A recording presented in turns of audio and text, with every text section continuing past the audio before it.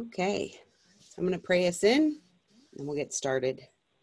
So I'm placing my hands on my heart, taking in that deep breath of love and gratitude. So grateful for this time to get to come together to be the two or more who are gathered in the name and the nature of love. Grateful for our willingness to shine the light on any blocks to love and live these teachings in A Course in Miracles, to take them fully into our hearts and allow them to shine through out into the world. We're grateful for all of our earthly teachers, known and unknown, and grateful for all of the support that we receive from them and from all of our heavenly helpers as well. We ask that they join and support us now, blessing this call, blessing each and every person that's here right now, and blessing all those who will listen later. And we're so grateful that we get to share all of our awakening awareness and love that just grows infinitely with everyone because we are one with them. In grace and gratitude, we let it be, and so it is. Amen.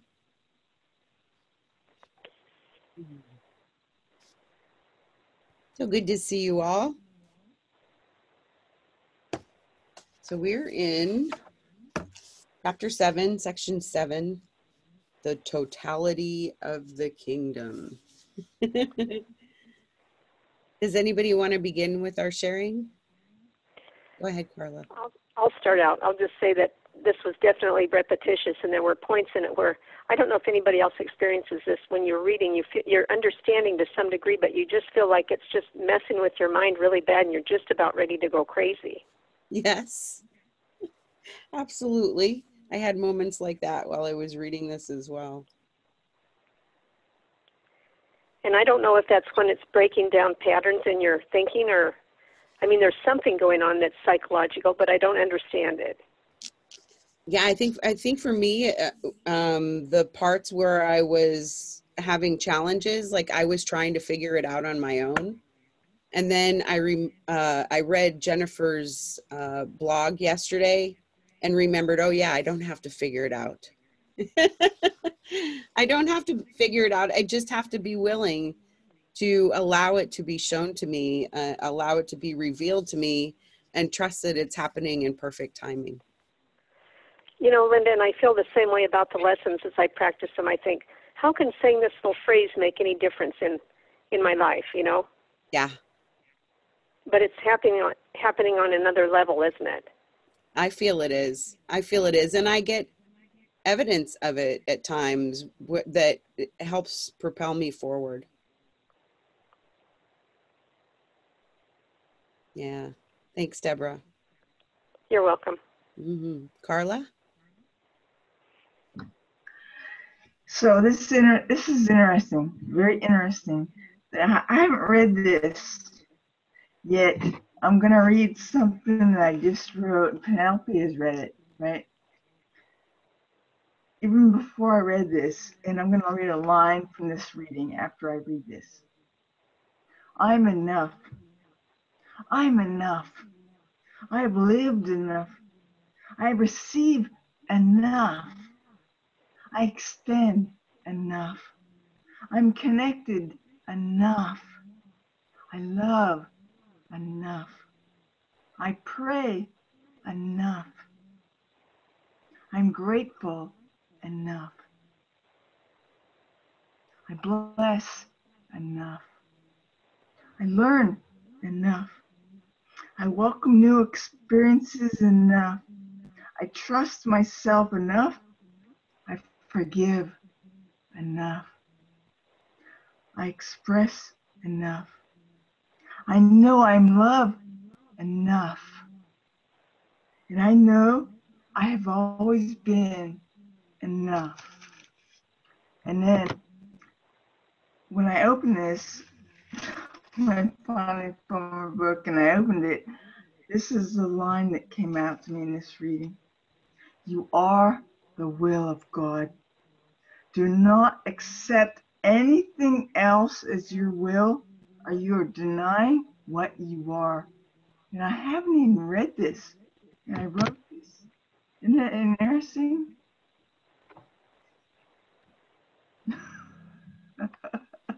Yep. It's written in our hearts, right? Yeah. Yeah. Along that same vein, Carla, I read paragraph 3 where he says, you do not need God's blessing because that you have forever, but you do need yours. And I thought that's perfect too with what you were talking about. We're enough. We just have to remember to love ourselves enough because we are enough. Yeah, thank you.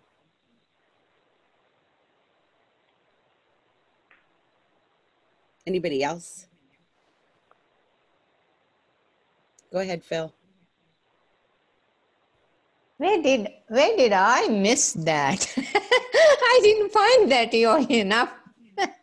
Probably that's not what I needed today. So my focus went to the very first thing. It says, when a brother acts insanely, he is offering you an opportunity to bless him. He needs as yours, you need the blessing you can offer him. And of course, I read that since my book is different, I try to read from I think I read from the Wikipedia. And so, this is interesting for me because it actually brought up the question, like, okay, if my brother acts insanely towards me, shouldn't I be telling or shouldn't I be addressing it? Should I be just taking it and say, okay, I'm going to bless my brother, but within me, I still feel like, I need to let them know. I know I feel that too sometimes, but I also know that the truth of the matter is that my brother didn't do anything to me. Go ahead, Carla. This is what came to me. I think I texted to myself that to address the appearance, yet hold the truth in your heart. So sometimes, not saying like address it in a way like saying, don't talk to me like that or something, but address it like, oh, and then allow spirit to express through you, right? Because whenever we're addressing the appearance, oftentimes it's ego addressing ego. And so we want to address anything from spirit, from our true self, from our heart. And so that's what came to me, is that address the appearance. Like if my house burns down, I go, oh yay, this is the highest and best. I go, oh, I'm gonna, grab what I can to get it out. Whatever. We address the appearance, but hold the truth in our heart. That's what came to me. Yeah. Thanks, Carla, because I was not done, because there is something more that came up also, was every attack is a call for his patience and translates attack into blessing. Those who attack do not know they are blessed. They attack because they believe they are deprived. Give therefore of your abundance and teach your brother theirs. Do not share their illusion and scarcity, or you will perceive yourself as lacking.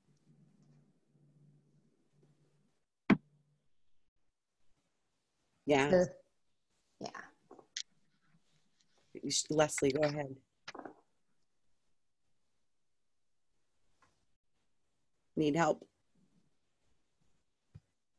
Gotcha. Okay, thank you. I'm on my phone instead of my iPad. I forgot it this morning, but I didn't lose my piece, so I was happy about that. Phil, I also highlighted almost that whole paragraph. That was paragraph 7 in the blue book. And the thing that really came to me was that people are either calling out for love or they're giving love. So And I just love it when a brother acts insanely, he is offering you an opportunity to bless him. And the only thing I thought of automatically was road rage. And I have really been blessed that I don't have road rage. I mean, people who ride with me, they're like, wow, you other drivers just never upset you, Leslie. And it just must be the grace of God, because they really don't. And if somebody honks at me or gets mad at me, sometimes I don't even know why they're doing that. And I just say, I bless you with my holiness. I bless you with my holiness. And I just think it's true that if I can remember if somebody is rude to me, which doesn't happen very often because I'm not a rude person, so I don't see it very often that somebody is rude to me. But if they are, then I do try to remember that, okay, people are either calling out for love or giving love. So this person needs love in their life right now. What can I do to maybe make it better for them? And by not taking it personally, because I know whatever they're rude about or upset about, it doesn't have anything to do with me. That's their issue. Maybe I can just smile or be kind, and maybe that will help turn their day around. I don't know. But that's just what came to me with that section. And those who attack do not know they are blessed. They attack because they think they are deprived. So I just thought that was a really, really good section. And I'll just go on for a minute. The other section I liked was in the beginning. This was paragraph 1, sentence 1. Just whenever you deny a blessing, you will feel deprived because denial is as total as love. Wasn't exactly sure about that, but sentence 4, you cannot be totally committed sometimes. I think that's like being kind of pregnant. You're either pregnant or you're not. So you're either committed or you're not committed. And I just thought that was really good. And then the part that really spoke to me was sentence 7, reality cannot be partly appreciated. That is why denying any part of it means you have lost the awareness of all of it. And to me, that totally goes with what Byron Katie says, is that to her, reality is God. So like when I lost that tree in my front yard and how I was sad for a couple of days about it, it's like, to me, I was denying reality. The reality of the situation is that tree was down. No matter how much I wished it wasn't down, no matter whatever reality is facing me in the moment, that is reality. And I feel like I'm not expressing myself very well, but I was just happy to see that A Course in Miracles was saying that too, that to deny any part of reality means you have lost the awareness of it all. Because when I deny reality, if it's not something I want to see, then I'm not able to see the blessing in it or the reality of it, because I'm thinking that person should be different than they are, instead of seeing the blessing that that person is. It's not an easy thing to do, but when I'm able to pull it off, it really does bring a lot of peace. Does that make sense? Okay, good. Perfect sense. Go ahead, Carla. Okay. Somebody called me. Okay. So I was gonna just had a realization, and then so I was looking at paragraph 3, line 9. Your brother is the mirror in which you see the image of yourself, as long as perception lasts. And then I was led, actually before then, I was led to paragraph 7, the first line. One child of God is the only teacher sufficiently worthy to teach another. So what I'm realizing is that no matter what happens, if they seem unloving, they're actually teaching me. Whatever happens, they're the child of God too, and that they're actually teaching me. So they're reflecting myself, and they're teaching me at the same time. And so when I think there's something, and that's actually the divine alarm clock, actually, because I'm going to feel it, that is now what we do. We get upset, we get disturbed, we get, when someone shows us an image of ourself as less than loving, right? I don't know. I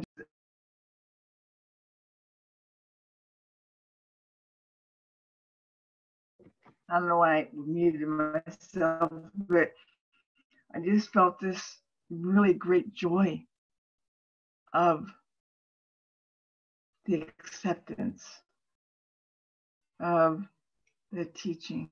I'm being taught all the time. So that's it. Thank you. Thank you, Carla.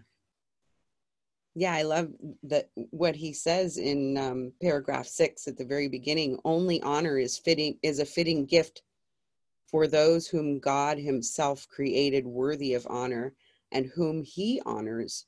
Give them the appreciation God accords them always, because they are his beloved sons in whom he is well pleased. And that is us. That every single one of us, you know, so there is nobody separate. So we really can't be attacked by anybody but ourselves, because everybody is worthy of honor and love. Go ahead, Penelope. That was a nice segue, Linda, for me.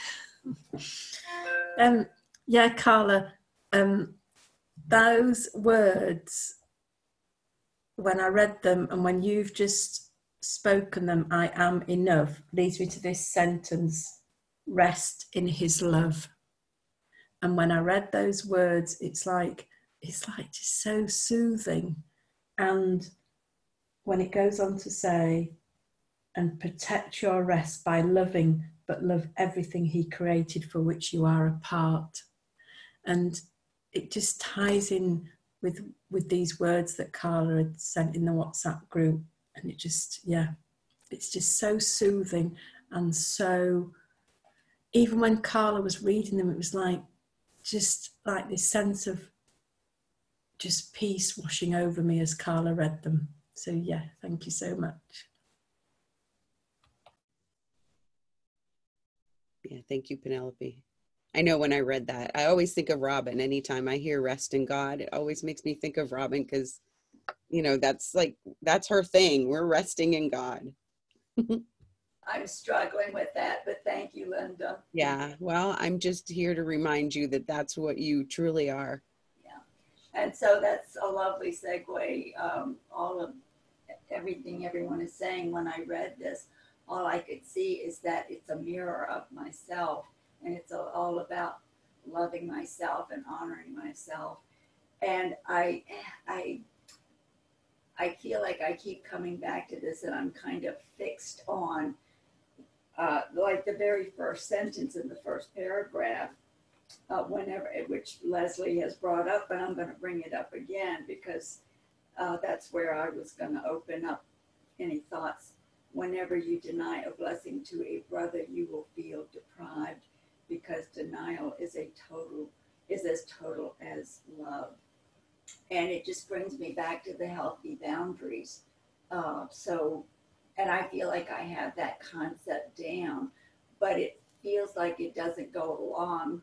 Maybe it's because of process, and we are in a space of needing a process and used to have a tool as healthy boundaries. But just wanted to know if you could speak to that any more than you've already spoken it to me.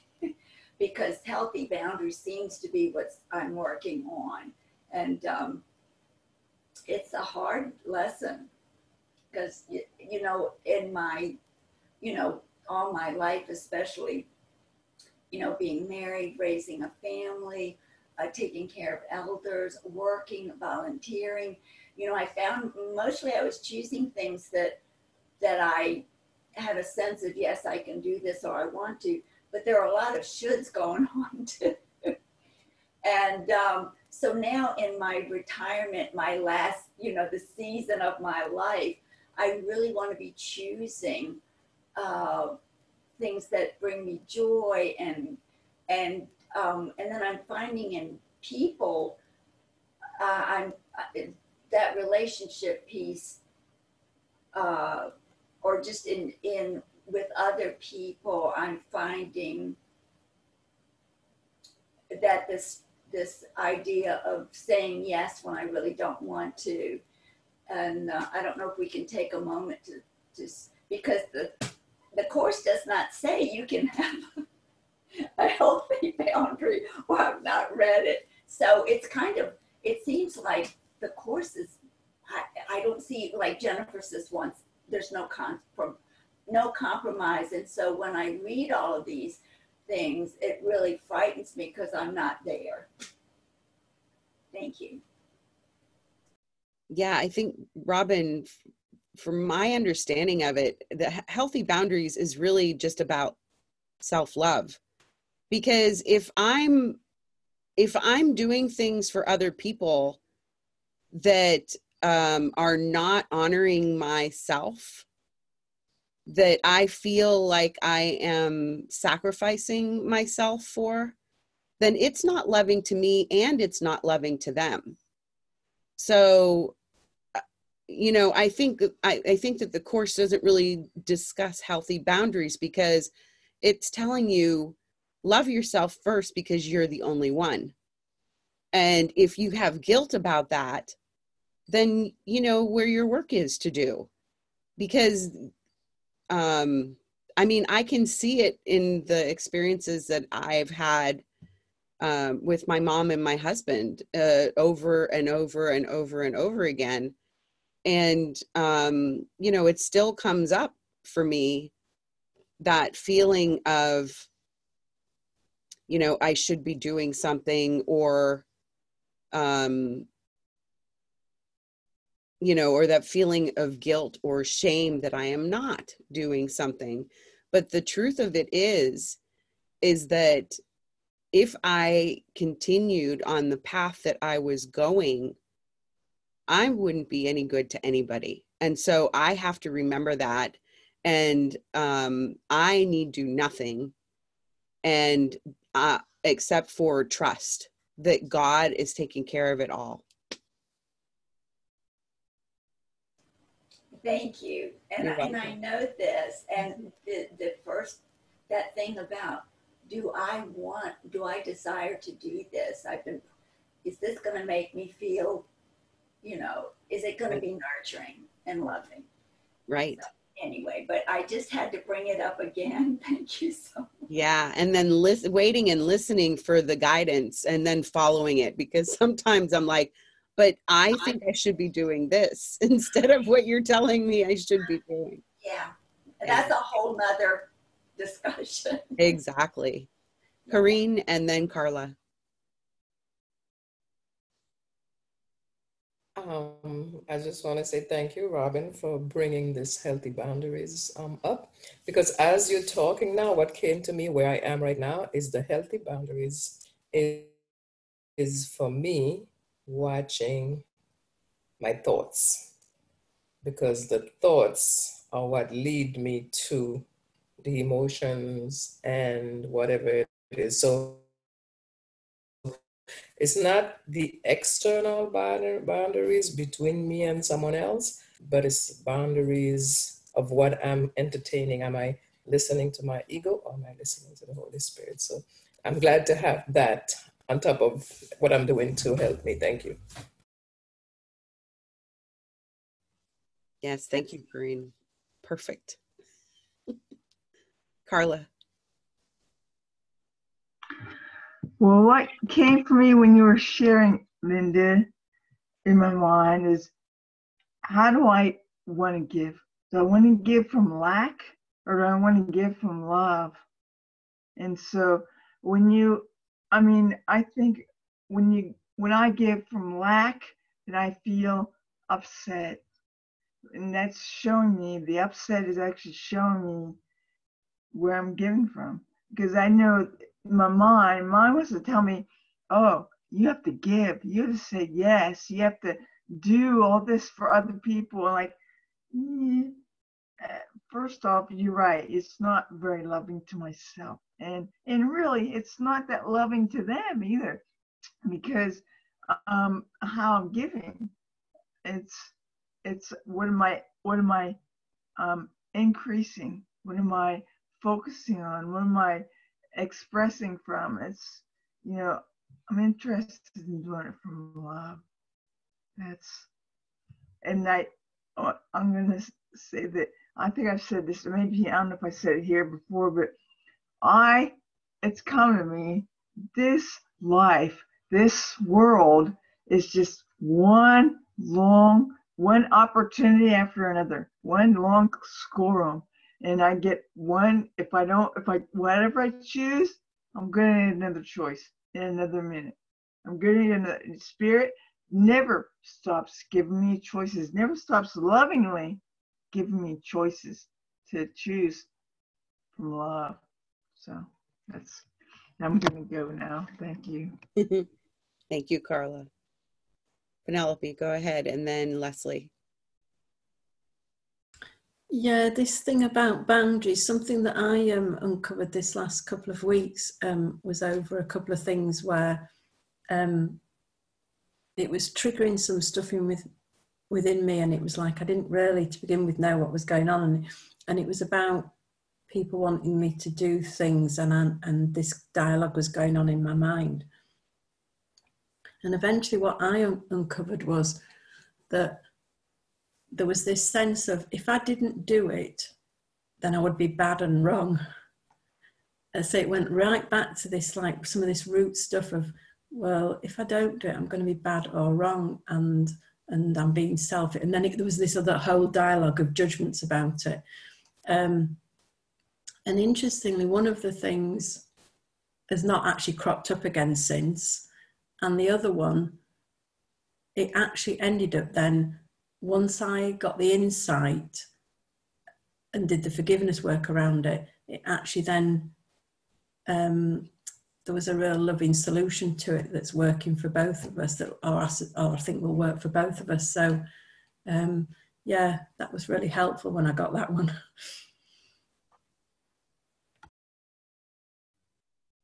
Yeah, thank you, Penelope. I agree. I'm going to get you, Leslie. Gotcha. Got me. Thank you. You're welcome. Actually, I was saying goodbye to Carla, but that's okay.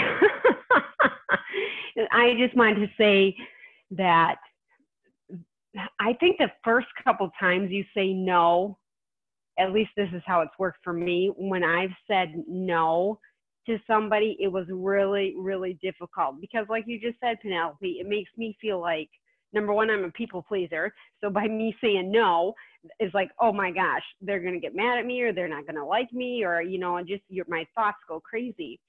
But truly, by saying no to somebody else, you are saying yes to yourself. And if you're doing what's right if I'm doing what's right for me, it can't but help the other person benefit. I mean, and one thing to remember too is that by saying no to somebody else is saying yes to myself. And the first couple times it's hard, but then it gets easier and easier and easier. And I'm not saying it's easy all the time, but it does get easier. And I read an article about this once, and there's just little ways to practice. Like when you go to the bank, instead of, you know, if you get $100 out, say, oh, no, thank you. I'd prefer that money in 20s or 10s.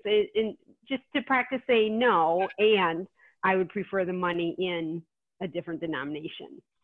So Robin, I don't know, that might be a little tiny way for you to practice, because I know saying no is so hard for you. Not to put you on the spot, but, and it's, you know, I think it's hard for a lot of people. It's not like you're the only one, for sure. Yeah. I mean, this is in the season of my having more space and really wanting to choose from love. And when I've done it, it has been, whoa, just, I mean, I feel spirit. It's palpable when I've said no. And it's all worked out really well. I mean, for both sides, but it's still, I really want to get it right. I want to be on the right track. I really desire to know, and I don't know why I've had to have people say it over and over again, that when I say yes to myself, I'm nurturing myself. When I'm nurturing myself, I'm really loving the other person, even if they don't notice. So I think maybe I'll be able to move forward and the seam's clear. It did, but it was so packed with all of this. You better bring your brother along with you. Your brother is your mirror, and don't forget. And I'm like, whoa, okay. So I just wanted to make sure I wasn't missing something, but I've had this conversation so much, and I am doing it, and I'm learning from it, and I can see that other people they're okay when I say no, you know, and I mean, it's just been pretty, you know, one of those things you go through and you feel, and even though you're going through something that's scary, you can feel you're being carried, and you get to the other side and you go, oh my God, that worked. Thank you, God. Yeah, so. Yeah, absolutely. Thank you, Robin. Yeah, I just want to read, Mitzi wrote, sometimes I fall back into the trap of fear of rejection. It has helped me to review my values that I have written down. It's an almost daily task that I deal with. And I have to agree with that I still have those times when I'm judging myself and having to, yeah, I'm still, still challenged with that sometimes. And also I'd like to invite or welcome Lisa. She's new to our group and she's wishing to share. So I've unmuted you, Lisa, go ahead. Okay. Hi. So this is new for me. So what do we say at the end? There's something you guys say, or you're finished, or? Oh. Okay. No, you don't say anything about that. Okay, so I'm going to say that there's a few lines in this set, what you're reading, that have struck me for this week. And it's on page 128. You must be fearful if you believe that your brother is attacking you to tear the kingdom of heaven from you. And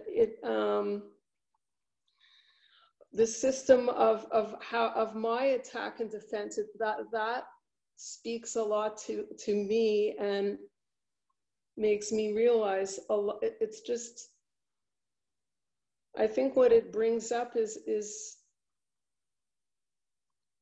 I don't know, it's powerful, that statement. Let me just think for a second. I feel like I lived a lot of feeling separate from God within my own family, and that whenever I felt attacked or defended myself, it comes from that place. And it's just making me feel a lot of forgiveness towards both myself and my family members for all the attacks and the defenses that have gone on. And I think I just feel in my heart a lot more like self-forgiveness around this. And I want to say there's another line close to that, like being the part of your mind that does not believe it is responsible for itself, and being without allegiance to God. The ego is incapable of trust. So in my connection to spirit and source and God, it's like in my waking up, like it's teaching me that I didn't know that I was responsible for it got severed for me, my allegiance to God. And so it's just bringing up a lot of emotion. And the third part is, you are the will of God. Do not accept anything else as your will, or you are denying what you are. And I mean, that cuts out a lot of my mind chatter and just calms me right down. Because as soon as I went to that, in my life process, it's like, it feels like a real anchoring and almost like a mantra to carry with me in when I go out, because it just shuts up the mind like very quickly for me. I guess the last one I wanted to touch on is that the gifts you offer to the ego are always experienced as sacrifices, but the gifts you offer to the kingdom are gifts to you and everyone else. And it's like a frequency on a radio bandwidth that when I go, oh, Lisa, this could be a lot gentler. And then it's like it switches my whole energy very quickly. So thank you.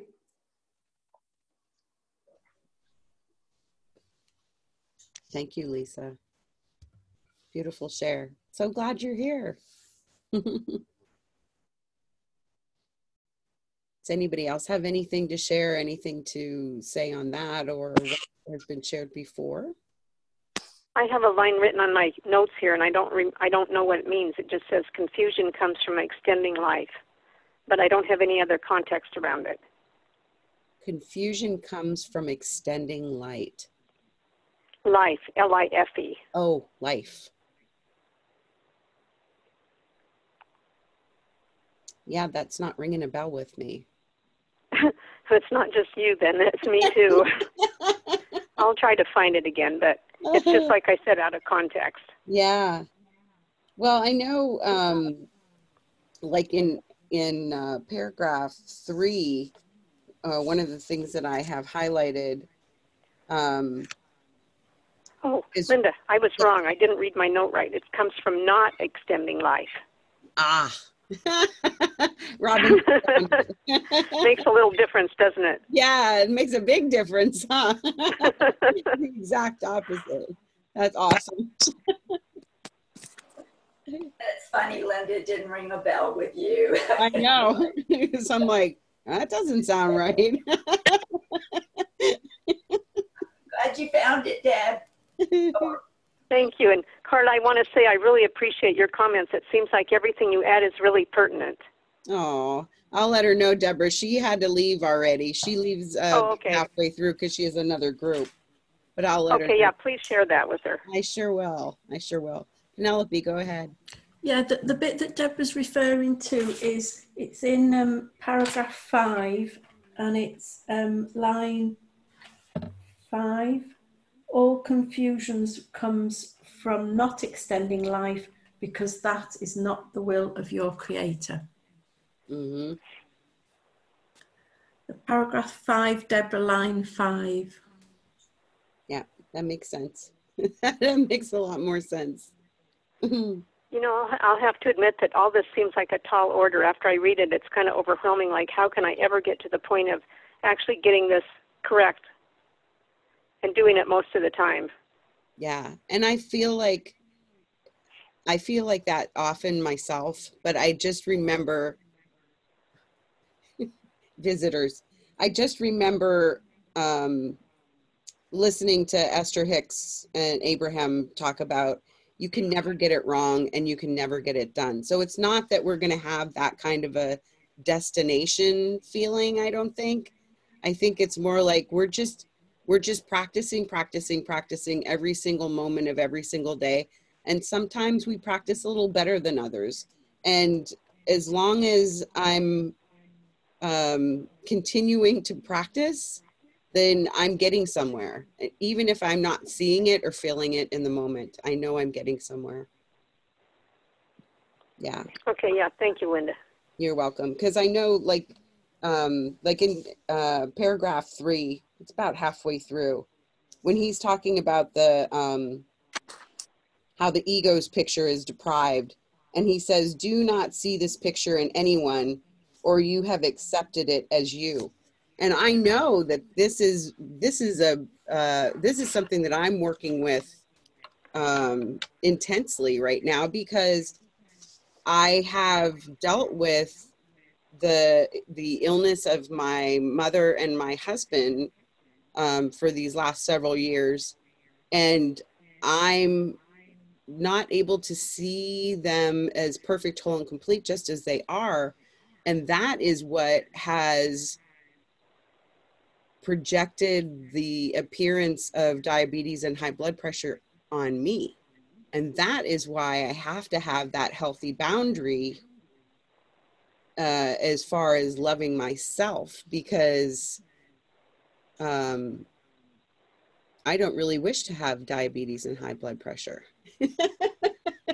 And, you know, and I don't, like when I talk to the doctors and stuff, I'm like, yeah, they don't think that it's something that I can cure, but I know for a fact that I can. I know for a fact that that like, I don't know, 10 or 15 years ago that I went to the doctor and he told me I had high blood pressure, and I like upped my activity and, you know, watched like a hawk what I ate and did a lot more meditation, and that went away. So, you know, I know that the way the doctors are trained is that you have to be put on a medication for a chronic illness and you're on it for the rest of your life. I don't believe that.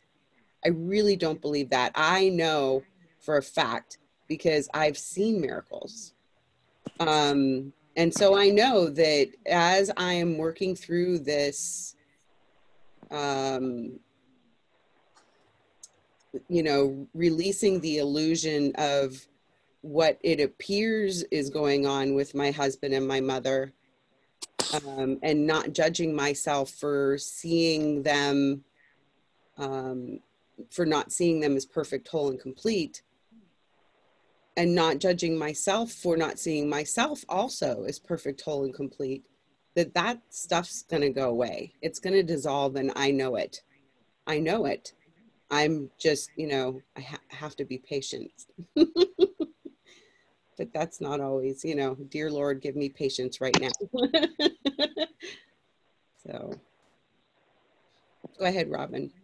And I think that patience goes along with being quiet and Yes. calming ourselves, and just, you know, we get triggered so easily, so quickly in just a second or two. But I notice I really experiment, and I can get quiet, be patient, and calm myself. I can feel, I mean, losing things and then they appear again. I mean, we're going through this losing stuff like keys and all sorts of things. And then I just like, I really would love to find those keys. But I mean, my husband's keys were gone for 2 weeks. I found them yesterday. I knew it would be mysteriously someplace, and they were like in my pocketbook. It just, but it's like just staying calm about it. Now, there's some things I can stay more calm about than others. Yeah. But I feel like I've learned that if I can calm myself and be grateful and let go. I lost my wedding ring, my wedding band. And I just said, I would really like to have that back, but I've worn it all these years, and, you know, and it showed up. So there's that. I don't know why I'm bringing that up, except that you're talking about patience. And for me, that being quiet, that calming and resting just seems to pull things together. It's centering up and going to that sacred place, and breathing the breath. Yeah. Taking Jennifer's breath of love and gratitude is so helpful. Absolutely. Linda, I have a question. Marjorie, go ahead. Hi, thank you. I'm sorry I came in late, but I did catch what you just said, and I have a question about, do you think it's possible that in the case, for example, of our loved ones who are sick, who have diabetes, you know, heart disease, whatever it might be, that it works in reverse, what you just said, that because they cannot see us as perfect, whole, and complete, that they have projected that onto us, and then that's the reason why they all have what they have. I don't know. I don't for me, that doesn't feel true because there's only one and I'm it. So I've projected everybody else. You know, that is my perception, is that there's all these people that y'all are here on this call with me right now, that I'm really the only one and I'm making this whole thing up as I go. And when I remember that, then I know that it's my work to do. That, you know, if I'm seeing them as being ill and doing things that cause them to be ill, then those are my judgments and opinions. And I have this attachment to the body as having to be perfectly healthy and strong and flexible. And, you know, so it's my work to first of all, and this, I've been praying this for 2 weeks now, to release my judgments, opinions, and attachments to the body. And also, there was something else and I just lost that train of thought. So it must not be important. So we'll just go with that. Okay, thank you. I was just that I'm seeing things in contrast. That's what was the other thing. So I get the contrast of healthy and not healthy. Okay. Thank you, Linda. I was just curious about that. Yeah, you're welcome. Lisa. No, I just wanted to say, because I also have the diabetes, what do you call it? The doctor said you have, you know, to watch, be careful because you're close to that. And I went home and I said, DNA, my community of lovely cells, you do not have to have this. And so, I don't know, I have this code with my DNA and life and the body, and I go, do not allow DNA. Yeah. So I find like I have to go into a private conversation with the community of my cells, because, you know, it's like you're getting older, the totem pole, I'm getting a little up the totem pole there. And I realize it's like, it's my responsibility to go into my body and talk to my biology, or just all of it, you know? I don't know, it's just the intimate reality of our vessels, you know? Yes. Yeah. And I love that, DNA, do not allow. I don't know. And just the idea that you're speaking to your DNA, to all of your cells, because I don't know, it kind of reminds me of what I'm thinking of as Men in Black. I think it was Men in Black 2 or 3, where, and I love how spirit speaks to me through movies and music. But anyways, where they have this like whole world that is contained in this locker at a post office or something. And they move them out of this one locker and put them in the other locker. And the one agent says to the other, I can't believe that you're going to leave those poor beings in that locker. And the agent says to him, you have no idea what you're talking about. And he opens a door and they realize that our world is also contained in a locker in a, you know, in a post office. So, so I love that you're talking to your cells as if like they're beings outside of yourself. It's like we're the whole universe walking around in this skin sack. Yeah. No, it's just because I read somewhere that one single amoeba understands the interdependence of life more than all of us put together. So that's when I said, oh, I better start going inside and connecting his stuff. Yeah, absolutely. Thank you, Lisa. Does anybody else have anything to share, either on the topics we've been talking about or something else?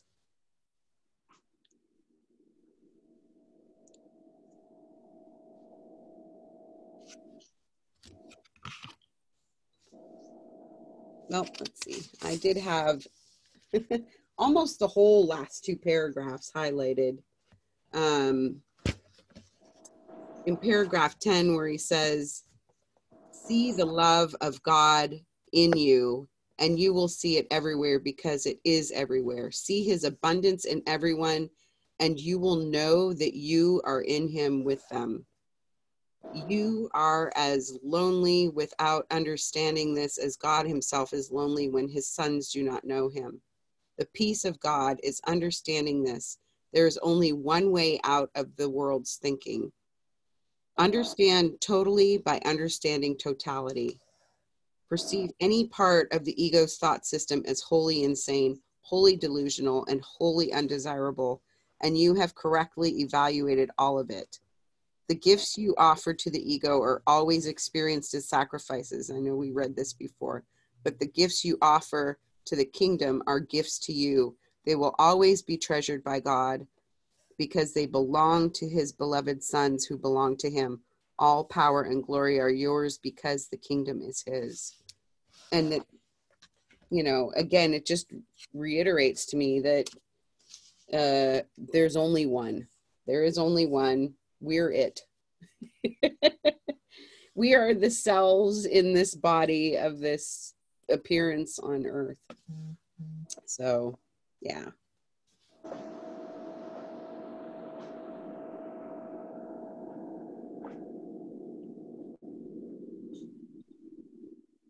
Does anybody else have anything to share?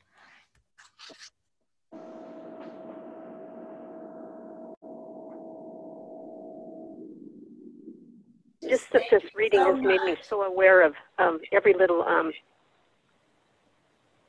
you know, thing that we think and how it can affect everything. Every time I look at somebody and see any kind of fault whatsoever, it just is an attack on myself. Right. Absolutely. I just thank you so much for bringing us together. Yeah, you're welcome, Robin. Thank you. Thank you, Deborah. Leslie? Yeah, thank you, Linda. You're welcome. Yes, thank you, Linda. I just want to say, yeah, I had highlighted most of those last two paragraphs as well. Those were, I just thought this whole chapter was very comforting. Very comforting. And I just wanted to say good news. Scott, my husband, golfed 18 holes of golf yesterday, and he did fabulously, and he has no more restrictions. So he's back to being my wonderful house husband. Oh, that's awesome. Yeah, and we went to the surgeon, and he'll have the colostomy reversed in the beginning of January. So great. They did say that surgery was a little more difficult, which makes sense, you know, but I have no doubt that he will fly through that. And they said about a week in the hospital, but I am not going to go into dread thinking of that. And I am just enjoying his happiness and trusting that he is not overdoing things and that his body is smart and his mind is smart and he's doing a good job taking care of himself. Yeah. So, and then the other thing I just thought was funny, this is a little kind of off the subject, but I went for a walk last week and there's like these 3 pools, and I had some change because it's right by the bank I go to. And so I put a penny on each one of the pools just to do a random act of kindness, you know. And today when I was getting gas, I found a penny. I just thought that was so neat. So that was fun. That is neat. Just brighten somebody else's day. Exactly. It brightened mine. Mm-hmm. Great. Anybody have anything, any other last thing they'd like to share before we close out?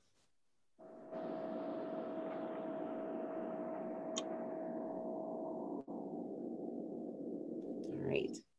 Well, next week I would like to continue in this chapter 7, the very next section, which is the unbelievable belief. It's short, but I'm thinking the unbelievable belief is going to have a lot in there for us to discuss. So I just would like to continue just doing one section at a time right now. So I feel like that's going to be helpful. So the unbelievable belief. And then this week, and now I can't even remember who asked me to do it, but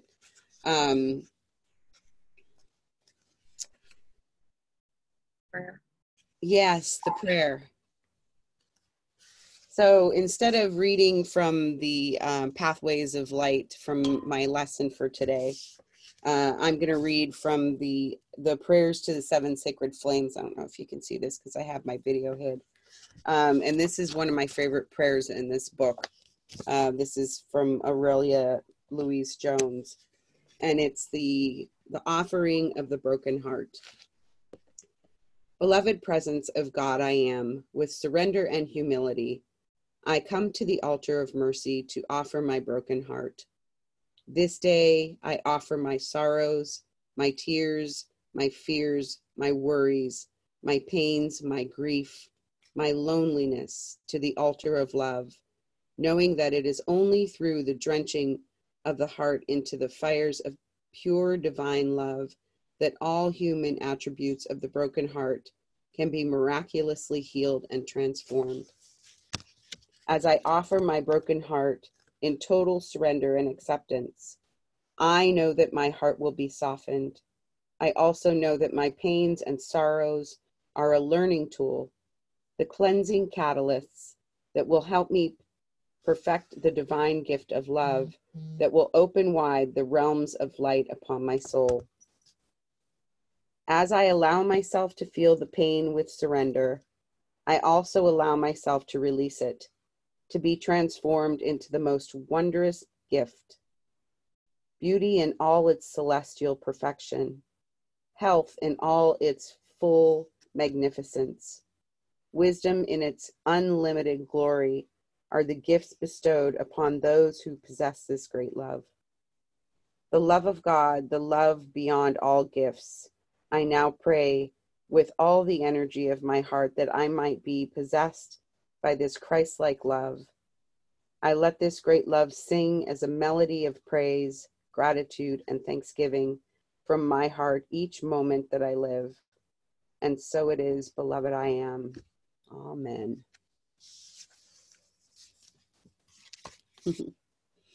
Thank you, everybody, for being here. Much love to all. I'll see you next time. Linda, can I talk to you for a minute when we're done? Sure. Okay. Bye, everyone. Have a great week. Bye-bye. Yeah, bye everyone. Thank you. Talk to you tonight, Robin. Bye. Thank you for the prayer, Linda. You're welcome, Robin. Thank you for letting me share it.